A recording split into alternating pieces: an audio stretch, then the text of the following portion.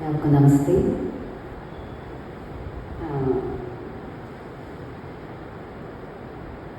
ബ്രഹ്മകുമാരീസിൻ്റെ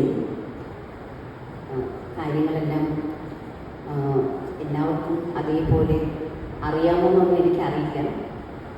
പക്ഷേ നേരത്തെ നമ്മുടെ അദ്ദേഹം മജീഷ്യൻ ഒക്കെ കാര്യങ്ങൾ കേട്ടിരിക്കുന്നു. നമ്മളുടെ പ്രവർത്തനം തന്നെ ബ്രഹ്മകുമാരീസിൻ്റെ ഈ സനാതന ധർമ്മത്തെ പ്രചരിപ്പിക്കുക എന്നുള്ളതാണ്. പക്ഷേ സനാതനധർമ്മം എന്താണെന്നെല്ലാം എല്ലാവരും കേട്ടിട്ടുണ്ടാവും. പക്ഷേ ഈ ധർമ്മത്തിൻ്റെ ആചരണം എന്താണ് എന്ന് ആ ധർമ്മത്തിലേതാണെന്ന് അവകാശപ്പെട്ട് ജീവിക്കുന്നവർ പോലും മറന്നു പോകുന്ന കാലമാണ്. അതാണല്ലോ കരികാലം. ജീവിതത്തിൽ ഒരുപാട് ചിട്ടകൾ നമുക്ക് ആവശ്യം. അതുപോലെ ജീവിതത്തിൽ ഒരുപാട് തത്വങ്ങൾ. ഞങ്ങളുടെ ബ്രഹ്മകുമാരീസിൽ എന്നും സത്സംഗമുണ്ട്. എന്നും രാവിലെ ഈ പ്രവചനങ്ങളുണ്ടാവും. അപ്പോൾ ഇന്നത്തെ നമ്മളുടെ ഈ ക്ലാസ്സിൽ പറഞ്ഞത് ഇതാണ്. അതായത് നമ്മൾ ഗ്രന്ഥങ്ങൾ, അതായത് സനാതന ധർമ്മത്തിൻ്റെ ആയിക്കോട്ടെ അന്യ മതങ്ങളുടെ ആയിക്കോട്ടെ, നമ്മളിത് പൂജിക്കാറുണ്ട്. അതൊക്കെ വെച്ച് നഗരപ്രദക്ഷിണമൊക്കെ ചെയ്യാറുണ്ട്.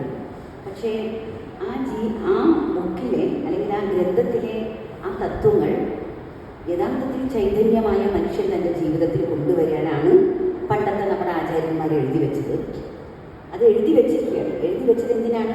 നമുക്കത് വായിച്ച് കാര്യങ്ങൾ മനസ്സിലാക്കാനാണ്. പക്ഷേ ഇന്ന് എല്ലാവരും മറ്റുള്ള പല കാര്യങ്ങളിലും ബിസിയാണ്. ഒരുപക്ഷെ അവരവരുടെ ഭൗതിക ജീവിതത്തിൻ്റെ നെട്ടോട്ടത്തിലായിരിക്കും.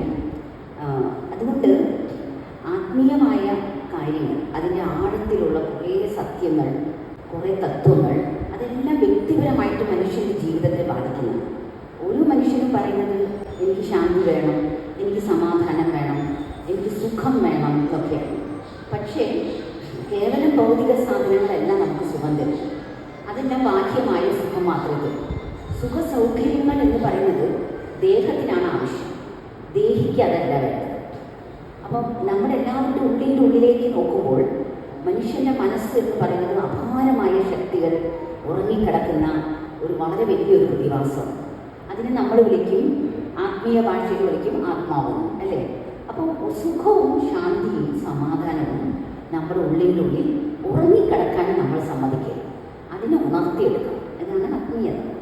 അപ്പോൾ ബ്രഹ്മകുമാരീസ് ചെയ്യുന്ന അറിവുകൾ, ബ്രഹ്മകുമാരീസ് പഠിപ്പിക്കുന്ന തത്വങ്ങൾ, ഇതെല്ലാം അതിന് വേണ്ടിയുള്ളതാണ്. നമ്മളൊന്ന് ധ്യാനിക്കാൻ ഒന്ന് മെനക്കെട്ടാൽ മതി.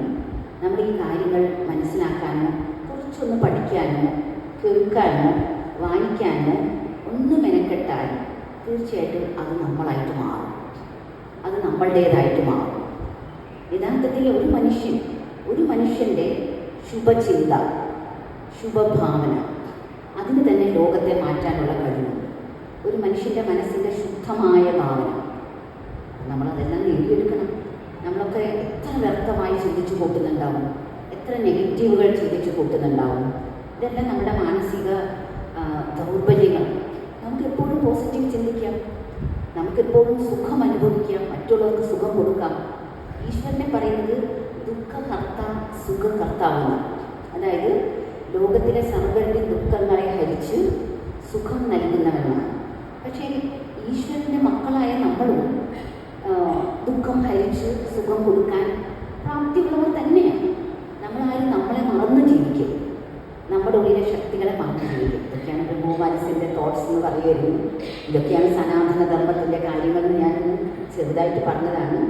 ഈ ഈശ്വരീയ വിശ്വവിദ്യാലയം ലോകമെമ്പാടും എല്ലാ ഭൂഖണ്ഡങ്ങളിലും 140 രാജ്യങ്ങളിലായിട്ട് വ്യാപിച്ചു കിടക്കുന്ന ഒരു പ്രസ്ഥാനമാണ്. ഏകദേശം 25-30 ലക്ഷം ഫാമിലിയാണ് ഇത് ദിവസേന അഭ്യസിച്ചുകൊണ്ടിരിക്കുന്നത്. നമ്മളാരും ഇപ്പോൾ ഇത് പറയുന്നില്ല, കൊച്ചുകുട്ടികൾ ഇത് ചെയ്യാൻ പാടില്ല, അല്ലെങ്കിൽ യുവാവസ്ഥയിൽ ഇത് ചെയ്യാൻ പാടില്ല, ഒരു പ്രായം കഴിഞ്ഞിട്ട് ഇത് ചെയ്താൽ മതി എന്നൊന്നും നമ്മൾ പറയുന്നില്ല. യഥാർത്ഥത്തിൽ പിന്നെ നമ്മുടെ ജീവിതത്തിൽ എന്തെങ്കിലും ഒരു പ്രശ്നം വരുമ്പോഴാണ് നമ്മൾ ധ്യാനം അന്വേഷിക്കേണ്ടത്. അപ്പോൾ ധ്യാനം എന്ന് പറയുന്നത് അങ്ങനെ നമ്മുടെ പ്രശ്നങ്ങളെ മാറ്റാനുള്ള അല്ലെങ്കിൽ നമ്മുടെ ദുഃഖത്തെ മാറ്റാനുള്ളൊരു മരുന്നൊന്നുമല്ല. ധ്യാനം എന്ന് പറയുന്നത് നമ്മുടെ ഒരു സ്വഭാവമാണ്. ആ ഈശ്വരനുമായിട്ടുള്ള അത്യധികമായ അനുഭവം ഉണ്ടാക്കിത്തരുന്ന, ഈശ്വരനുമായിട്ട് ബന്ധം ഉണ്ടാക്കിത്തരുന്ന, ഈശ്വരനിൽ നിന്ന് എന്തൊക്കെ പ്രാപ്തി കിട്ടും അതെല്ലാം മനസ്സിലാക്കി തരുന്ന ഒരു വളരെ വലിയൊരു കാര്യമാണ്. അല്ലെങ്കിൽ അതിനെന്ത് പറയാം, വളരെ വലിയൊരു മാനസികമായ ഒരു അനുഭവം, അനുഭൂതി എന്നൊക്കെ പറയാം ധ്യാനത്തിന്. ധ്യാനം നമ്മുടെ സ്വഭാവമാക്കി മാറ്റുവാൻ വേണം. സനാതന ധർമ്മപ്രേമികളാണെങ്കിൽ അവർ ധ്യാനിക്കാൻ അറിയുന്നവരായിരിക്കും. അവർ ധ്യാനം ഏതെങ്കിലും സമയത്ത് നടത്തുന്നവരായിരിക്കില്ല. അവർ ധ്യാനത്തിൻ്റെ ജീവിതം നയിക്കുന്നവരായിരിക്കും. എൻ്റെ അർത്ഥം, ഞാൻ എപ്പോഴെങ്കിലും ഇരുന്നാൽ മാത്രമല്ല എനിക്ക് ഈശ്വരനെ ഓർമ്മ വരുന്നത്. ഈശ്വരൻ എൻ്റെ കൂടെ ഉണ്ട്. ആ ഈശ്വര ചൈതന്യം എനിക്ക് എപ്പോഴും കാണാനും അനുഭവിക്കാനും സാധിക്കും. ഏത് കാര്യങ്ങൾ ചെയ്യുന്നതിന് മുമ്പ് എനിക്ക് ഈശ്വരനെ ധ്യാനിക്കാം. ഒരു ഗ്ലാസ് വെള്ളം കുടിക്കുമ്പോഴും എനിക്ക് ഈശ്വരനെ ധ്യാനിച്ച് അതിനാ ശക്തി നിറയ്ക്കാം. ആഹാരം കഴിക്കുമ്പോഴും അത് ചെയ്യാം. ഇതെല്ലാം നമ്മുടെ ഭാരതത്തിൻ്റെ ചിന്തകളാണ്. ഇതൊന്നും ആരും പറഞ്ഞ് മനസ്സിലാക്കേണ്ട കാര്യങ്ങളല്ല. പക്ഷെ ജീവിതത്തിൻ്റെ തിരക്കുകളിൽ നമ്മളതൊക്കെ മറക്കുന്നു എന്നുള്ളതാണ്. അതൊന്നും മറക്കാതെ ഓർമ്മിപ്പിക്കുക എന്നുള്ള ഇതിനെല്ലാം നമ്മൾ റിവൈസ് ചെയ്യുക, റിമൈൻഡ് ചെയ്യുക. ഇതെല്ലാം നിങ്ങൾക്കും കൂടെ ആവശ്യമുള്ളതാണ്. ഇതെല്ലാം നമ്മുടെ കുടുംബത്തിനും ആവശ്യമാണ്, നമ്മുടെ അടുത്ത തലമുറയ്ക്കും ആവശ്യമാണ് എന്നൊക്കെ നമ്മൾ പറഞ്ഞ് പ്രചരിപ്പിക്കുകയാണ്. അത് നമ്മളുടെ ഓർഗനൈസേഷനിൽ കുട്ടികളുടെ വിഭാഗമുണ്ട്, യുവാക്കളുടെ വിഭാഗമുണ്ട്, സ്ത്രീകളുടെ വിഭാഗമുണ്ട്. അങ്ങനെ ഒരുപാട് വിങ്ങുണ്ട്. ബിസിനസ്സുകാർക്കൊരു വിങ്ങുണ്ട്, എൻജിനീയേഴ്സിനൊരു വിങ്ങുണ്ട്, സാഹിത്യക്കാർക്കൊരു വിങ്ങുണ്ട്, കൾച്ചറൽ ആർട്ട് ആൻഡ് കൾച്ചറൽ വിങ്ങുണ്ട്. ഇതിലെല്ലാം നിങ്ങളെ ഞാൻ ക്ഷണിക്കുന്നു അവരവരുടെ വിങ്ങിലേക്ക്. ഈ വിങ്ങുകളുടെ എല്ലാം കോൺഫറൻസ് മൗണ്ട് അബുൽ നടക്കാറുണ്ട്. അപ്പോൾ ഇവിടെ നമ്മൾ കാണുമ്പോൾ നമ്മുടെ പ്രസ്ഥാനത്ത് ചെറുതായിരിക്കും. നമുക്കിവിടെ ജില്ലാ ആസ്ഥാനം പള്ളിച്ചൽ നേമത്താണ്. അവിടെ നിന്നാണ് ഞാൻ വന്നിരിക്കുന്നത്. ബ്രഹ്മോവൈസിന് ഏകദേശം ഇവിടെ തിരുവനന്തപുരത്ത് 25 ബ്രാഞ്ചുണ്ട്. അതുപോലെ കേരളത്തിൽ 100-200ഓളം ബ്രാഞ്ചുണ്ട്. ലോകമെമ്പാടുമായിട്ട് 10,000-15,000-ലധികം ബ്രാഞ്ചുകളുണ്ട്.